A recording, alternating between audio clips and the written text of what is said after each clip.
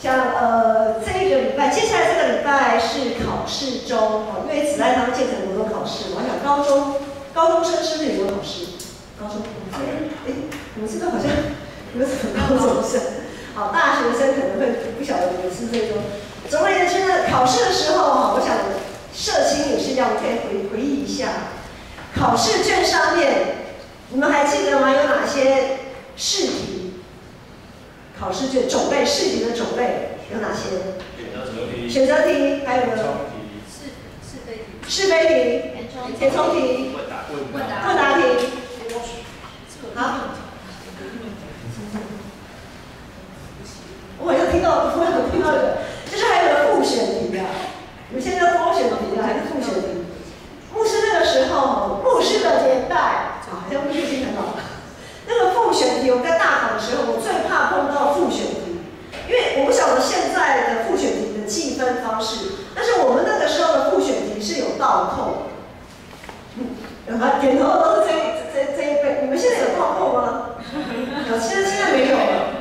就是复选题，比如说A B C D 嘛，就是 A C， 如果答案是 A C 猪因为 D 就是猪样 ，A C 猪，可是你那个 C 没选到的时候呢，你不但这个题目该得的分没有得到，你还要倒扣那个选项，你选错或者是选错的时候那个扣分，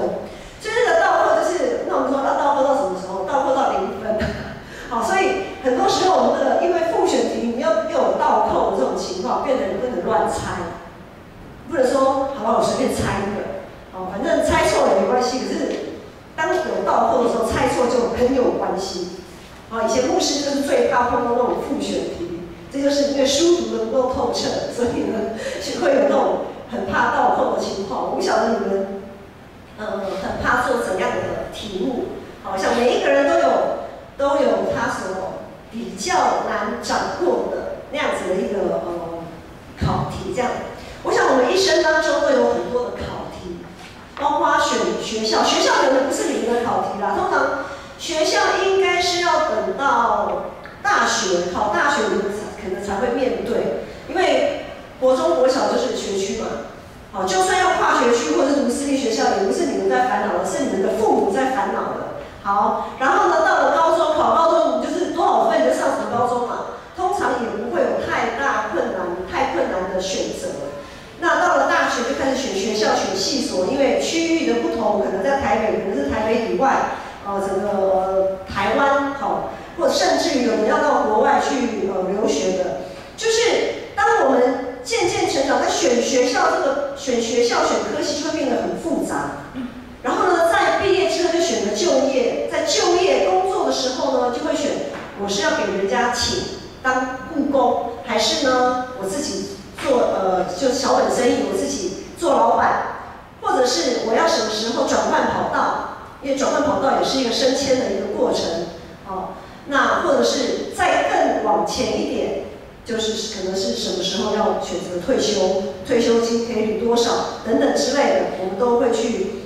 很多在这个过程当中都会有很大的困扰。那另外呢，在感情的部分呢，就是选择配偶啊，各方面的，包括他的人品啊、他的家庭啊、他的信仰啊等等各方面，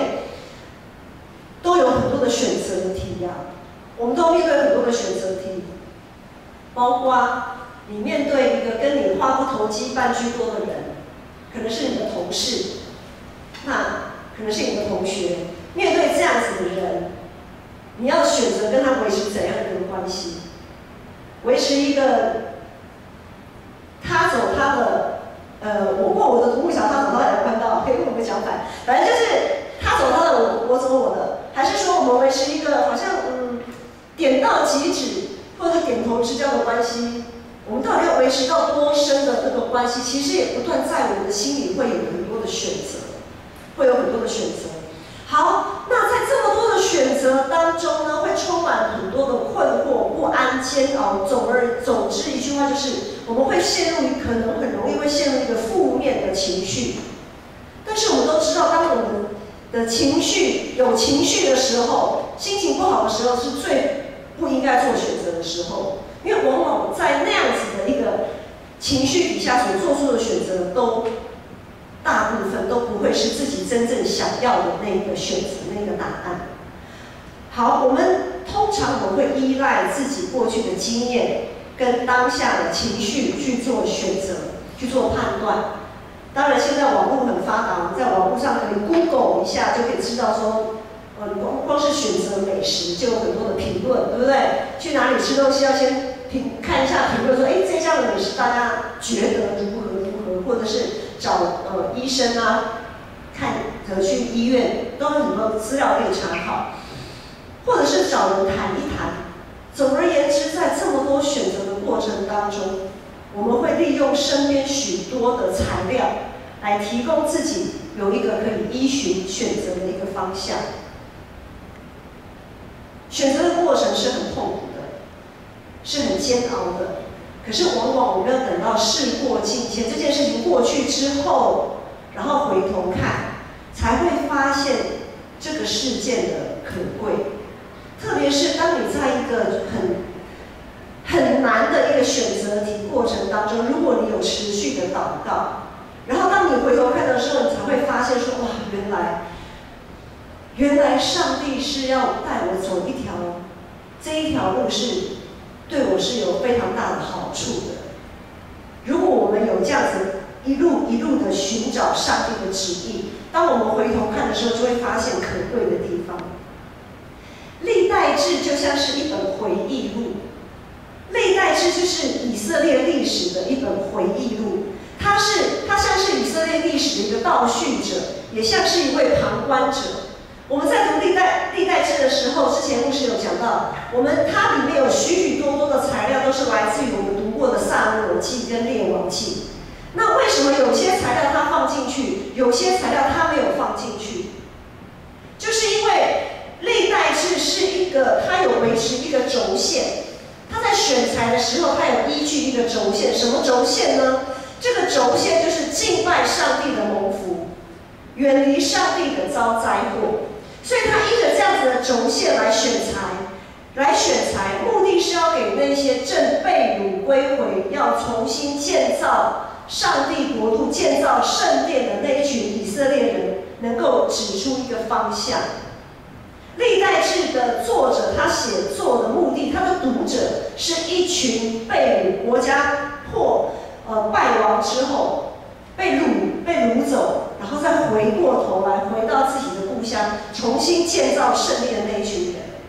所以历代志是为了那一群人看的，也在以色列的历史当中做回顾，要让那些人知道，你们要在历史当中取得怎样的教训。在这样的教训当中，看起来好像祸与福、灾祸跟福气都是来自于上帝的主权，好像我们都是处于被动的状态。但其实当我们在看历代志的时候，我们也会发现，我们到底要用自己的欲望，还是敬畏上帝的态度去面对上帝的安排，是一个很重要的关键。之前我们都有谈论过大卫的缺失，今天我们就来回顾一下所罗门王的缺失。牧师不知道在连续这几个礼拜，从撒母耳记、列王记、历代志这几个月的读经进度里面，你们对大卫跟所罗门王的印象有没有破灭？希望你们对他们的印象不要是在某个程度上，因为从主日学嘛，主日学到可能青少系的选材都是比较正面的。哇，大卫是个合神心意的人，大卫击败歌利亚，大卫有好多的丰功伟业，然后所罗门王就非常的有智慧等等之类的。大卫跟所罗门真的是不错的可是为什么这几个月牧师都在讲他们的坏话这样子？我们今天来谈一下，过去我们谈过了一些有关于大卫的缺失，今天我们来谈一下所罗门王的缺失。所罗门他有傲人的智慧，这个智慧是他跟上帝求的。上个礼拜一节牧师有谈到，所罗门王什么都没有求，他就是跟上帝要智慧。他要智慧的目的是他可以好好的治理以色列这个国家，但是呢，他并没有从头到尾一致的来使用这个智慧，他到了一半就变调了。怎么个变调法呢？他没有从时用智慧治理上帝的国。比如说，当他用智慧治理上帝的国的时候，他治理以色列这个国家的时候呢，上帝就给以色列这个国家非常的富强嘛。好，所罗门在位的时候，他的国势鼎盛，到达一个最强势的一个时候，而且是非常和平的。在他里面，在他在位的期间，不像大卫一直在打仗。所罗门被呼召就是来建圣殿的，就来盖圣殿的。所以在一个和平的国度，相对于和平的国度里面要盖圣殿。但是就在他鼎盛的时候，他却以政治外交的理由，他娶了700位公主。娶公主要干嘛？有看历史剧或对历史有研究的人，如果你是国王，你娶公主目的是为什么？是因为她比较漂亮吗？啊，难道自己国家里面人找不到漂亮吗？她应该还有一个很重要的外交目的，对不对？她要巩固，以我们现在的话叫巩固邦交嘛。她要巩固邦交，她要联姻，然后又透过婚姻，好，然后来控制那一个国家，因为它的国家是比较大的，相对弱小的国家，它可以控制它。然后呢，就是可以有比较稳定的邦交关系。好，他以政治外交为由娶了700位公主。起初他以为他可以保守自己的心，起初他以为他可以有所掌握，但是他的骄傲、他的自负，给魔鬼开了一扇大门。俗话说：“不以恶小而为之。”所罗门就自以为，因为他的智慧、他的财富这么强而有力的国家，他娶了700位外邦公主，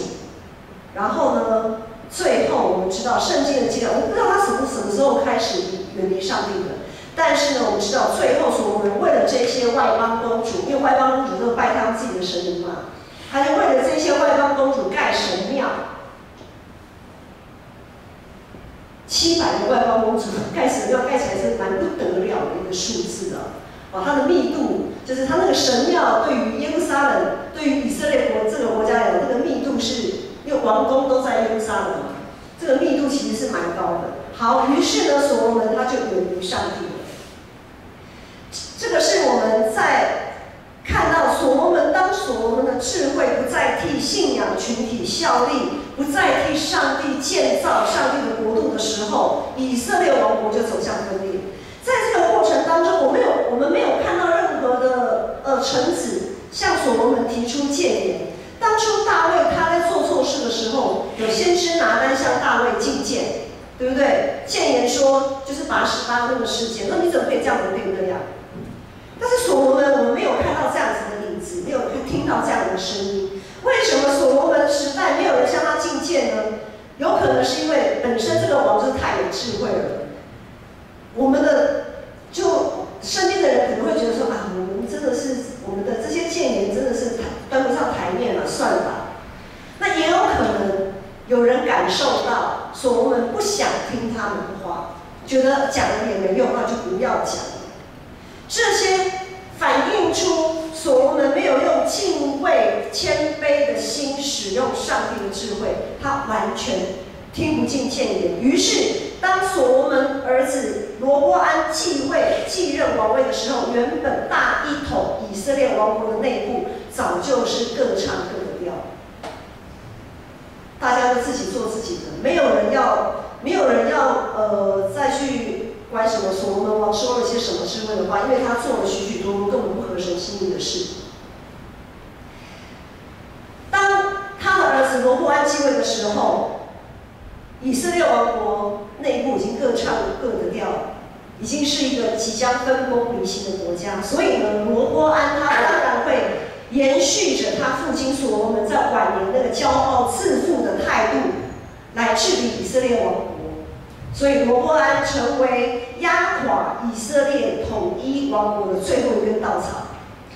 以色列果然就从罗波安开始就一分为二。从大卫好不容易打下来的江山，到所罗门王建立圣殿这样的和平的国度，却败在罗伯安的手中。当然他不是，他是压死的最后一根稻草，对不对？原因并不是从他开始的，但是呢，我们讲说那个引爆点就是从罗伯安开始引爆的。今天的经文段落就是历代志作者他试着使用罗伯安如何在这样子一分为二的国度当中，如何重振旗鼓、整顿内部势力的这段历史回顾呢，来提醒那一些被掳归回的历代志的读者，要他们在乱局当中做出选择。我们先来看看那个祭司利未人的选择。我们请那个黄信放到那个这一页。我们先来看祭司利未人的选择是什么？13节到15节这里说，以色列全地的祭司和利未人都从四方来归罗伯安。利未人撇下他们的郊野和产业，来到犹大与耶路撒冷，是因耶罗伯安和他的儿子拒绝他们，不许他们供祭司职分，侍奉耶和华。耶罗伯安为自己、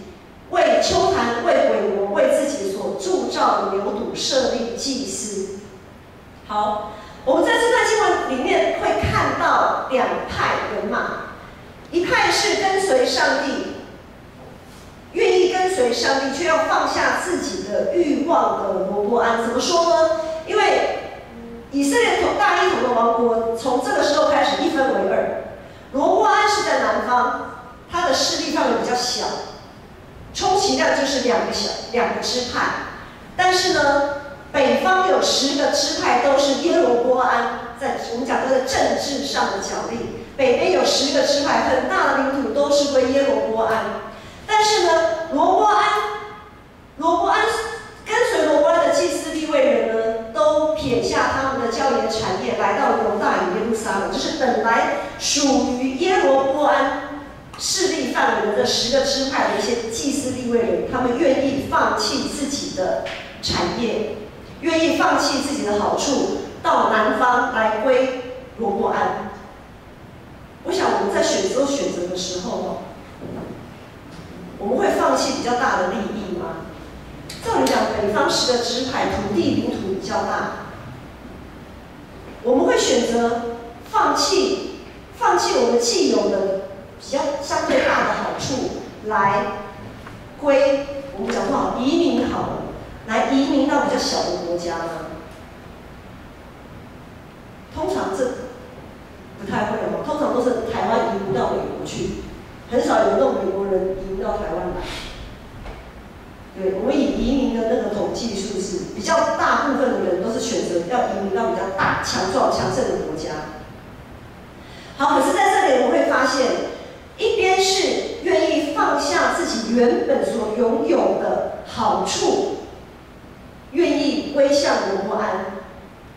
而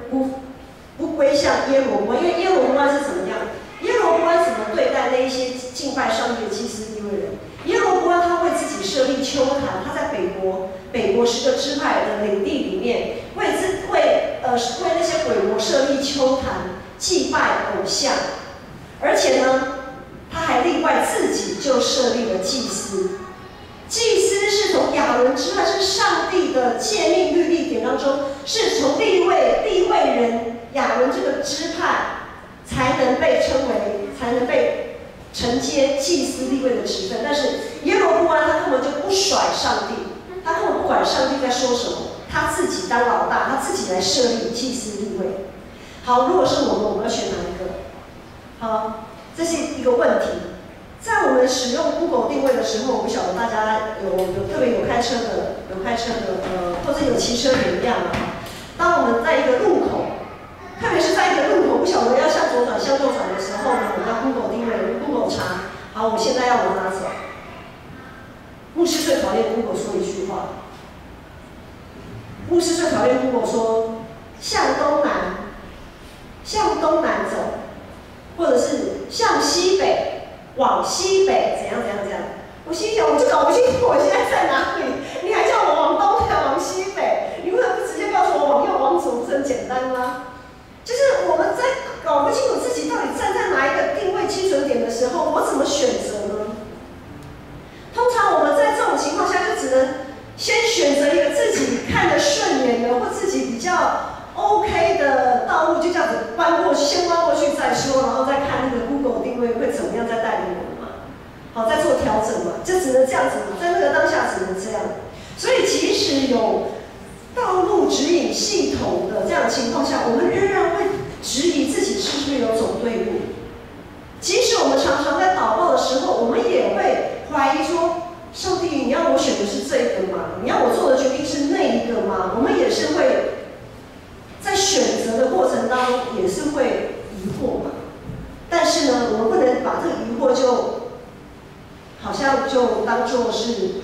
没这回事，我们还要继续不断的祷告，继续不断的去寻找。我们现在牧师不知道在你现在是不是有一些选择题正在你心里产生？我们要根据什么来做选择？是根据自己心里的一把尺，还是上帝的标准？再一次的要提醒，这是我们要不断问自己的问题：我们到底是根据什么来做选择的标准？特别是在我们自我感觉良好的时候，更要问自己。很多时候我们在自我感觉良好的时候，我们就不问这个问题了。我们很容易会根据自己得到的回馈，根据自己得到的利益、好处来做选择，觉得哇，上帝现在这样的施恩赐福于我，那我的选择就一定是对的。那可未必，因为所罗门跟耶罗波安的失败就在这里。当所罗门他拥有过多的智慧治理国家、大一统的国家的时候，他就忘了问自己这个问题了。然后当耶罗波安他掌握了北方10个支派的时候，他也忘了问自己这个问题。弟兄姐妹，耶罗波安他选择北边10个支派，看起来这么的富足、强盛，相对南方来讲，我们如果站在所罗门跟耶罗波安的立场，我们会觉得上帝真的赐福我们啊，对不对？没错吧？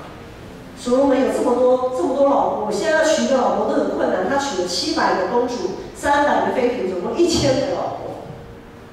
好，家财万贯，整个国家国度都是他的，他成不成功？如果今天我是所罗门，会觉得哇，我做的一定都对，我的选择一定都对，所以上帝这么赐福给我。耶罗波安也是啊，当他在北国开始建立自己势力的时候，他也觉得他的选择是对的。你看10个支派都归我，都愿意跟我，那2个支派，南方那2个支派不愿意给我，那是他们自己损失哦。我们人的本性很容易按着我们得到的回馈，我们得到的东西来认定我们到底有没有走在上帝的道路上，这是很危险的。所以我们要特别在自己感觉良好的时候，更要常常问自己：我们的选择到底有没有定准在上帝的应许跟权能？我们所定准的是上帝的应许，还是这世界上可以给我的回馈是哪一个？当我们在好的时候，相对好日子的时候，我们就很容易我们心里的那把尺常常会随着自己的欲望飘到哪里去了，然后我们真的搞不清楚东南在哪里，西北在哪里。最近各部各团契要开始计划明年度的事工，每年的事工计划看起来大同小异，但是呢，也让我们在每年再重新定明年度计划的时候，重新要定准上帝的心意。我们要重新在这个时刻来检讨什么呢？检讨说，这个事工是不是能帮助我们实践教会的意向？这个事工能不能确实的被执行出来，还是说它在执行的时候会造成更大的混乱？那如果有造成混乱的时候，我们该怎么去预防？比如说，我们常常在事工协调，就是在同工，我们一起在同工在做一件事情的时候，往往会碰到立场不同啊，意见不同的时候，那这个过程当中就会有一些负面的情绪反应可能会跑出来。那我们要任由这个负面的情绪一直不断的涌现吗？还是要在上帝的话语当中摆脱这些负面不健康的情绪？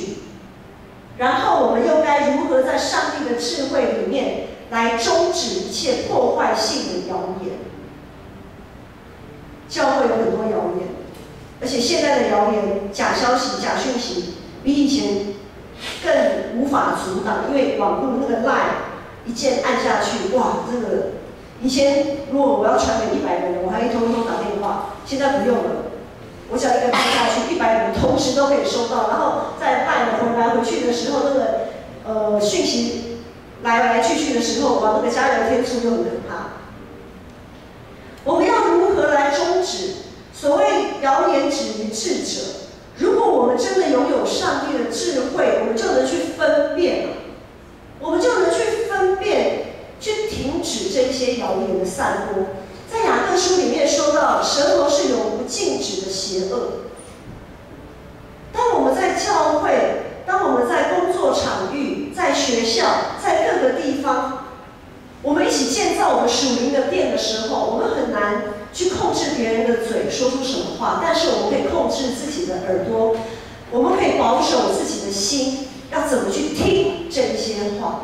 我们要怎么用上帝的智慧去分辨？然后我们也要用敬虔的态度，小心的去说。好，这是我们看到祭司利未人的选择，他们没有选择比较大、比较好的。这一群敬拜上帝的祭司利未人，他们愿意放弃他们的好处，放弃他们很舒适的那个环境，他们进入到上帝的同在里。接下来我们看罗波安他怎么选择。在我们刚才读的13节到15节，有讲到有两组人嘛，对不对？两派人嘛。好，一派是原本就跟随罗波安的，另外一派呢是本来只能在政治势力上或政治立场上不同于罗波安的，他选的是耶罗波安的那一群。所以呢，其实一开始呢是有一群祭司利未人是跟随罗波安，另外一群祭司利未人呢，好是跟随耶罗波安，他们敬拜的上面都是一样的啦，只是他们的立场、政治立场不一样。好，我们可以用这样子去理解，就好像现在我们基督徒。光是长老教会跟外教派，我们的立场就有些政治立场或者有些议题的立场都很壁垒分明。这是人的有限跟软弱。好，同样是敬拜上帝的人，也会有在各种立场上有分歧的人。好，那这两群人呢？一群原本跟随罗波安，跟随耶罗波安这两群祭司利未人，罗波安。在国家一分为二，要走向分崩离析这个混乱当中，罗波安他招聚了全以色列的祭司利未人，所以当然也包括那些原本跟他站在不同立场的祭司利未人，他完全的接纳。不管过去那一群本来跟随在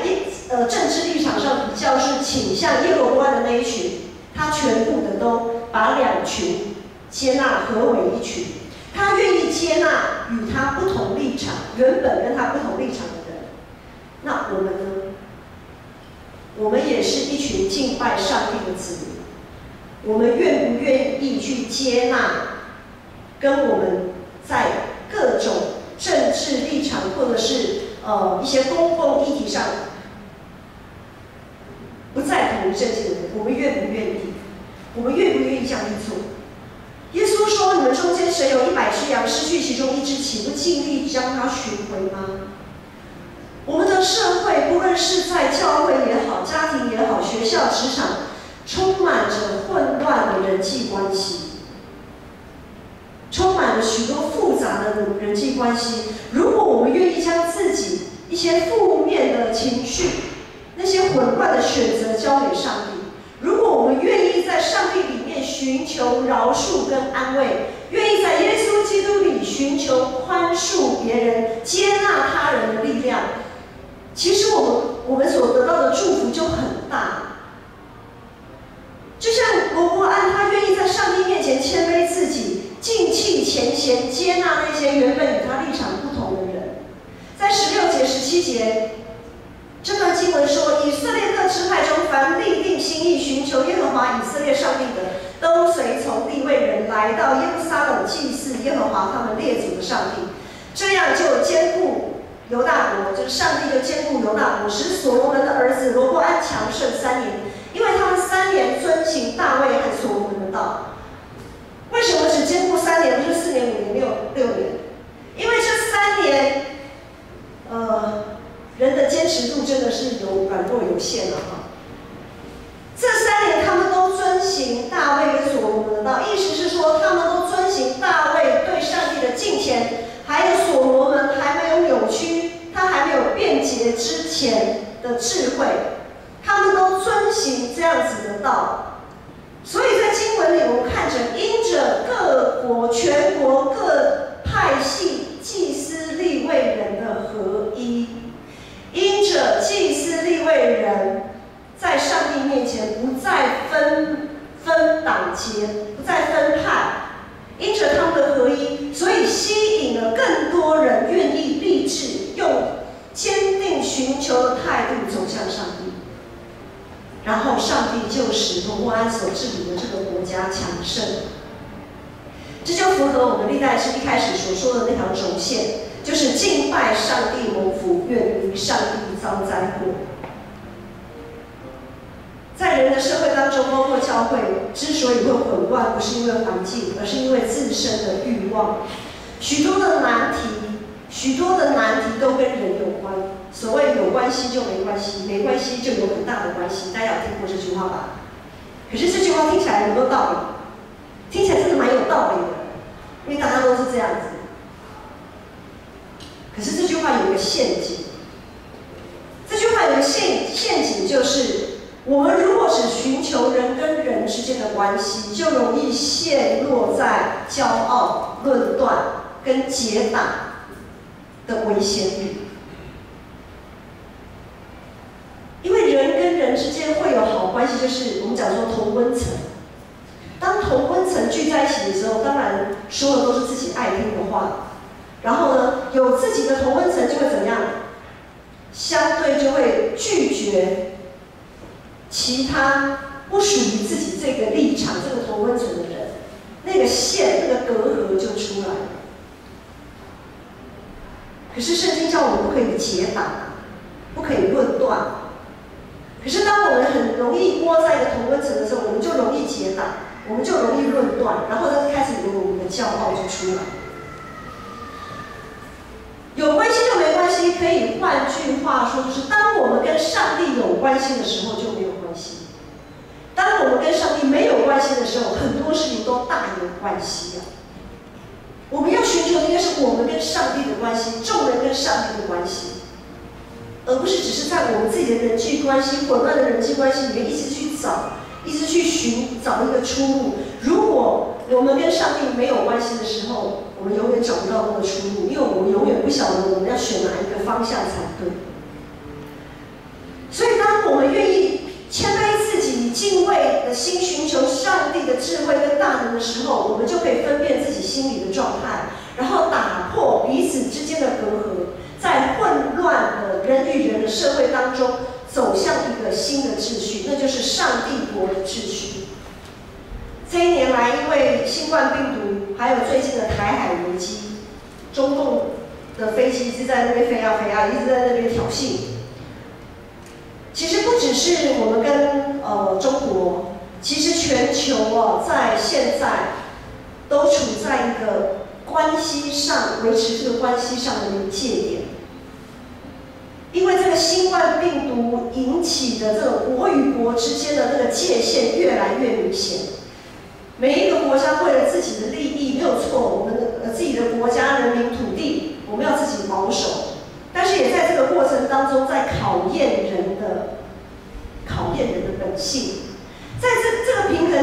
平衡随时会崩解的情况下，我们觉得有的时候会觉得很无奈，好像插不上手，我们好像没有什么可以施力的。但是我们要知道，我们是上帝的子民，我们是上帝的子民。其实我们可以做的事情很大，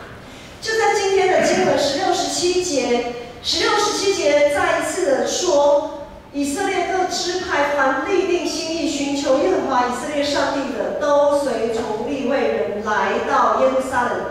祭祀耶和华他们列祖的上帝。就是当我们这一群祭司利未人可以立定心志，尽弃前嫌，打破立场上的分界跟隔阂的时候，我们就可以成为这是混乱社会当中的一个盼望，一个方向，一个指引。如果我们自己基督徒这个群体都不合一，都还在那边骂来骂去，光是这个统独之争也好啊，这个政治立场上的分野也好，如果我们自己在这样子危机的时刻，我们还要去争这个，那我们能带给这个世界怎样的盼望呢？我们要寻求的不应该是罗波安或耶罗波安，我们要寻求的是上帝。为什么那群祭司利未人他们会放弃他们的产业郊野？为什么会从北方来到南方？因为他们跟随的没有错，他们可能之前在政治立场都是跟着耶罗波安的，可是他们发现错了，因为这个耶罗波安根本不跟上帝。所以我们这一群祭司利未人，我们要立定心志，我们要跟随的是谁？当我们在上帝面前谦卑合一，为这块土地，为这块土地的领袖百姓祷告的时候，我们要祷告，让所有的人可以有智慧，有上帝而来的智慧，一起度过这个危机，而不是利用人的小聪明，还在这边赚钱，赚什么钱？口罩有没有？前阵子不是口罩，就是有人要囤积啊，然后用不当的手法，要透过口罩来赚钱。那什么时候了，你还要发灾难财啊？所以我们为什么要有上帝的智慧？我们要求这块土地的人都能够拥有上帝的智慧，不是为自己的利益，这个智慧不是为自己的利益，而是为所有的人可以回转，可以仰望十字架上的耶稣。我们要为他们祷告，但是在为他们祷告之前，我们自己要先站稳，我们不要自己就已经先在那边互咬、互相攻击，因为这个不是现在需要的。我们才能从自己许许多多混乱的欲望走出来，得到释放，得到自由。历代志的主轴，再次提醒大家，历代志它会选材，撒母耳记跟列王记的选材里面，它有一个主轴，它有一个选材的标准，就是它的主轴，历代志的轴心就是为了要建造圣殿，重新恢复心灵诚实的敬拜。这个轴心也适用在我们现在这个混乱的社会，只要是跟这个主轴不相关的，通通被排除，通通被排除在历代志以外。无论是所罗门王如何，他当初如何用智慧去判断，两个妇人要产一个孩子，对不对？或者是无论是他的丰功伟业，或者是大卫他的拔示巴事件，也没有放在历代志里面。大好大坏的事情好像都没有放在历代志里面，只要是跟建造圣殿、跟敬拜没有关系的题材都不会放在历代史里面。好，那现在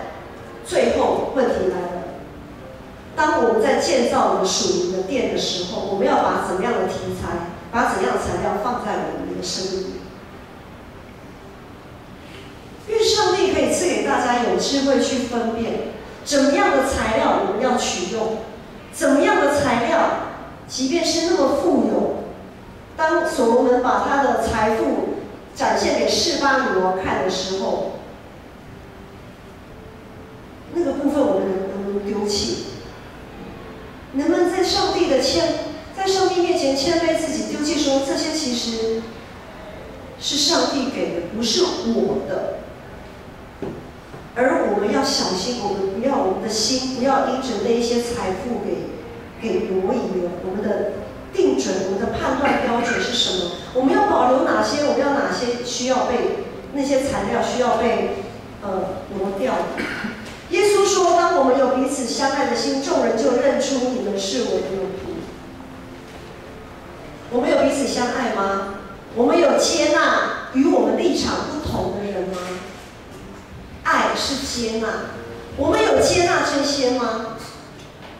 我们要先做，然后众人就可以认出我们是耶稣基督的门徒，因为耶稣他也是这样子接纳世人的，是吗？不要小看我们